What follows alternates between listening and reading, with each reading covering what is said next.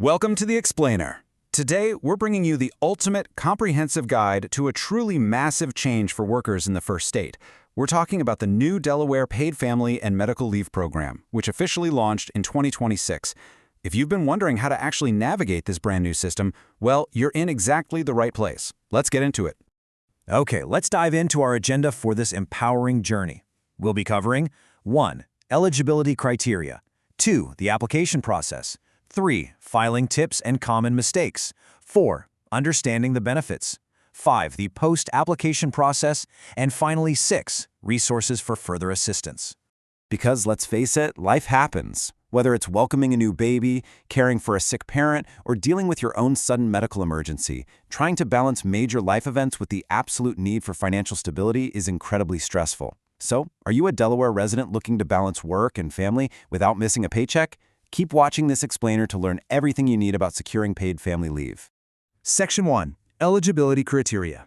Let's find out if you actually qualify.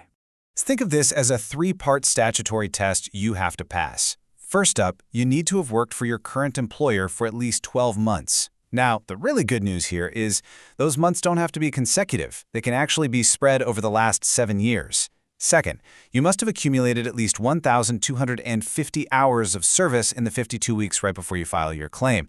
To put that into perspective, if you do the math, that averages out to roughly 25 hours per week. And third, you must physically perform at least 60% of your work within the state lines of Delaware.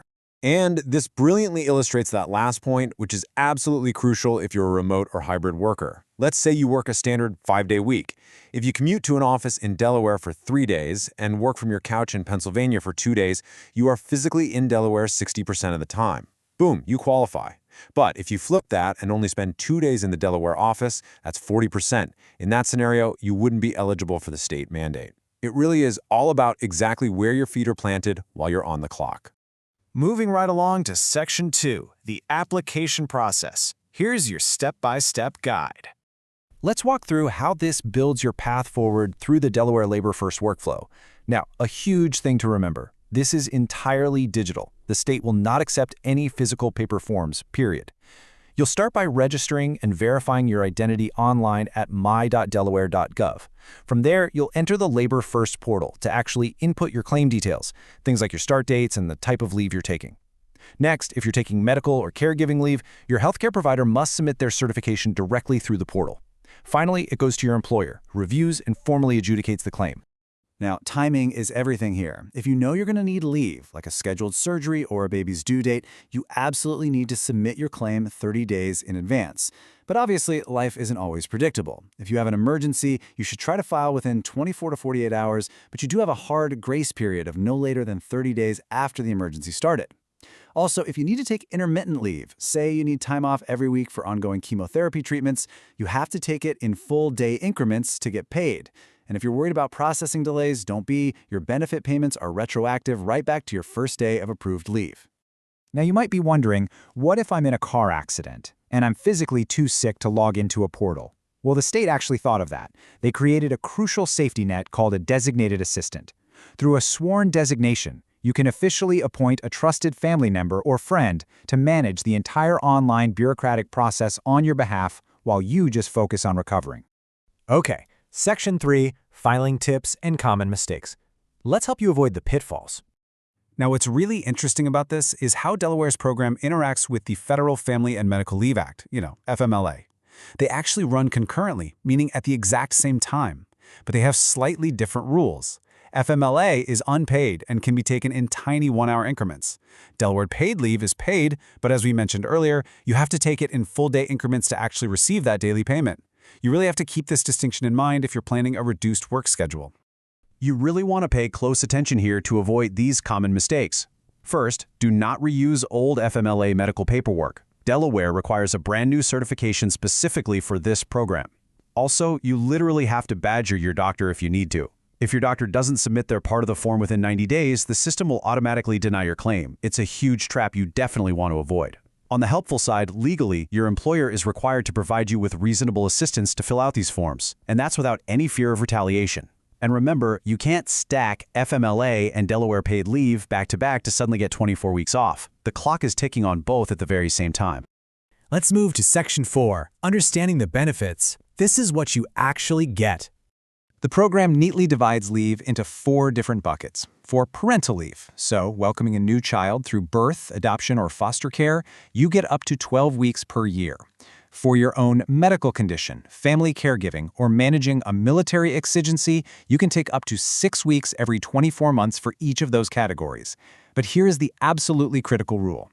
No matter how you mix and match these buckets, you are capped at a combined maximum of 12 weeks total in any single application year. So, how much do you actually get paid? The benefit pays 80% of your average weekly FICA wages. And just to note, this is currently capped at a maximum payout of $900 per week. So, the crucial point is that this isn't just about a basic paycheck. That 80% calculation, it includes your base salary, plus bonuses, commissions, and even tips. You can structure the time off continuously, on a reduced schedule, or intermittently. And honestly, perhaps most importantly, this program guarantees full job protection, meaning you definitely have a job to come back to. And it guarantees continued health insurance under the exact same terms as if you were sitting right there at your desk working. It's a massive, massive safety net. All right, Section 5, the post-application process. Basically, what happens next? Here is your statutory timeline. Let's call Day 1 the day the complete claim, including all your doctor's forms, is fully submitted. From there, your employer has exactly 5 business days to adjudicate the claim. Once they make a decision, they have 3 business days to notify both you and the State Division of Paid Leave via the portal.